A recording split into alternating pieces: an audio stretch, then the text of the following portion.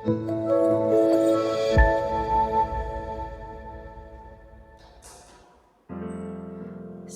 Bapak Ibu Saudara yang dikasihi Tuhan.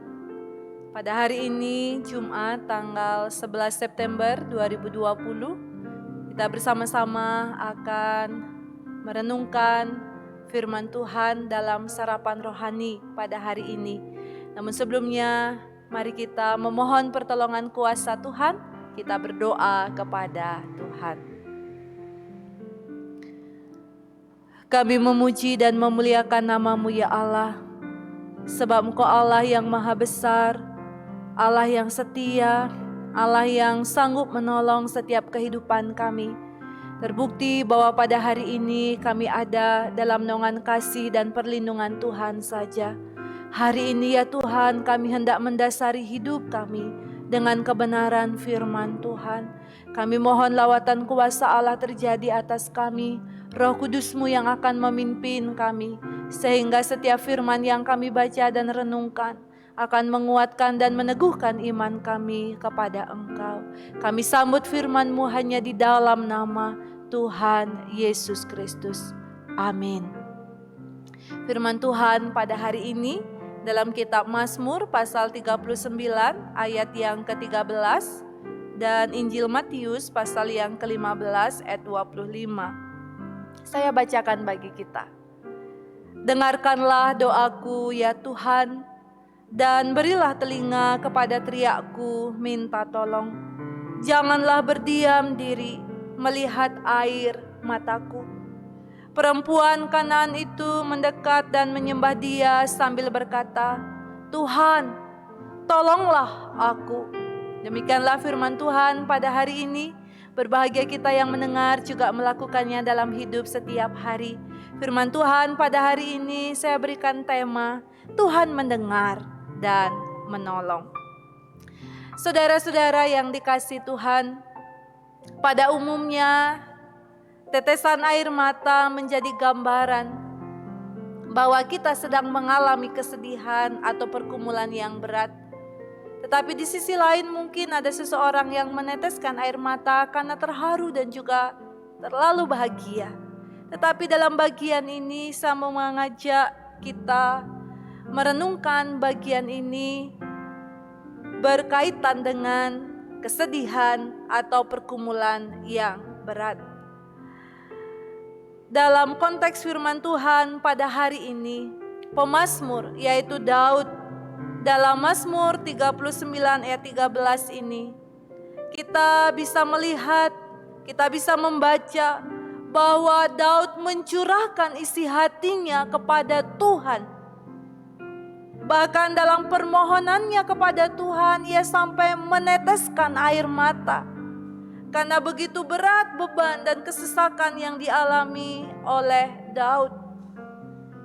Daud mengalami pergolakan dalam batinnya oleh karena ia merasa bahwa saat ini ia memerlukan perlindungan dari setiap tantangan-tantangan yang dihadapinya.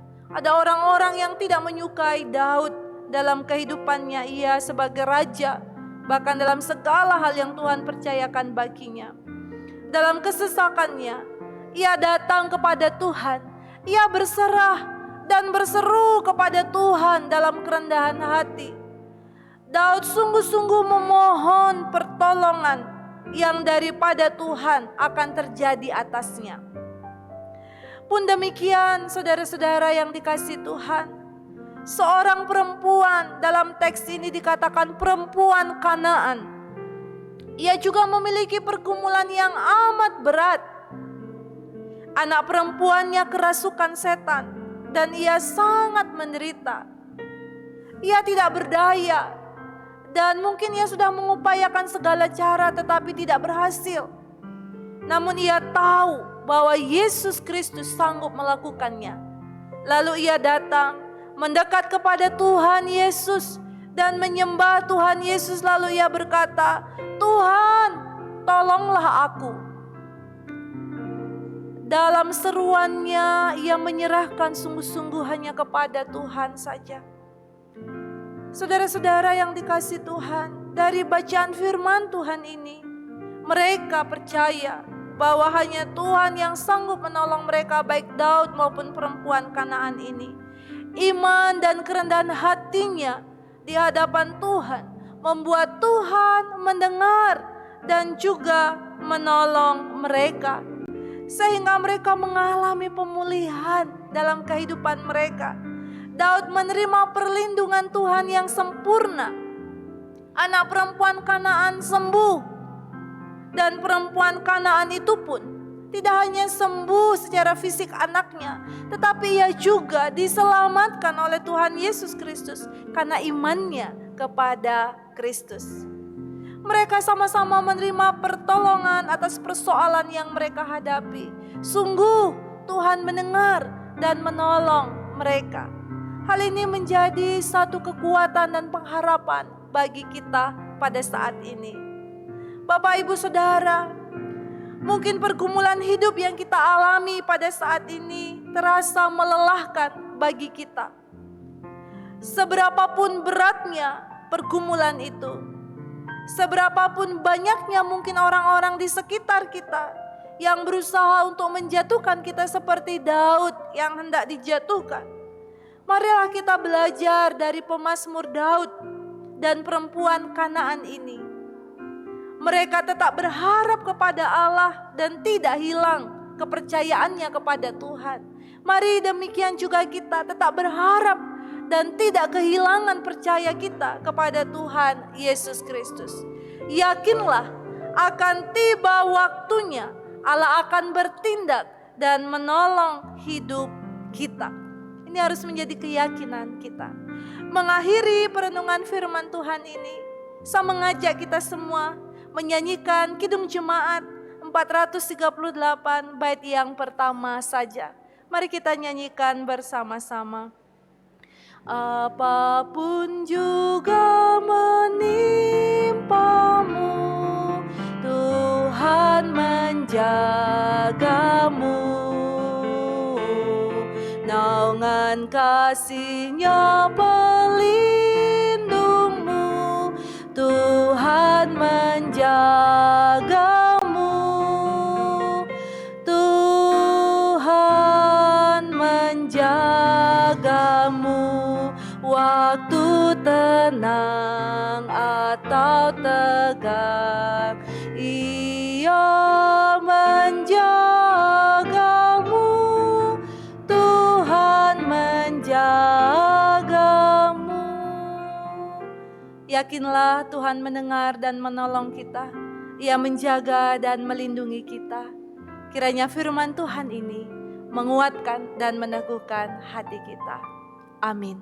Mari kita berdoa. Ya Allah, Bapa di surga, Bapa yang Maha Kasih, kami bersyukur memiliki Allah seperti Engkau, yang berbelas kasihan terhadap setiap persoalan dan pergumulan yang kami hadapi. Allah yang tidak tinggal diam, tetapi Allah yang mendengar dan menolong kami. Oleh karena itulah kami mau menyerahkan seluruh hidup kami dalam tangan kuasa-Mu ya Allah. Kami mau menyerahkan hidup kami dalam penjagaan dan perlindungan Tuhan. Turunlah atas kami kiranya kasih dan berkat Tuhan dalam hidup kami setiap hari. Akhirnya kami menyerahkan seluruh hidup kami dalam tangan kuasa-Mu. Di dalam nama Tuhan Yesus Kristus kami memohon kepada Bapa di surga. Haleluya. Amin. Selamat berkarya hari ini. Percayalah kepada Tuhan. Tuhan menolong dan memberkati kita.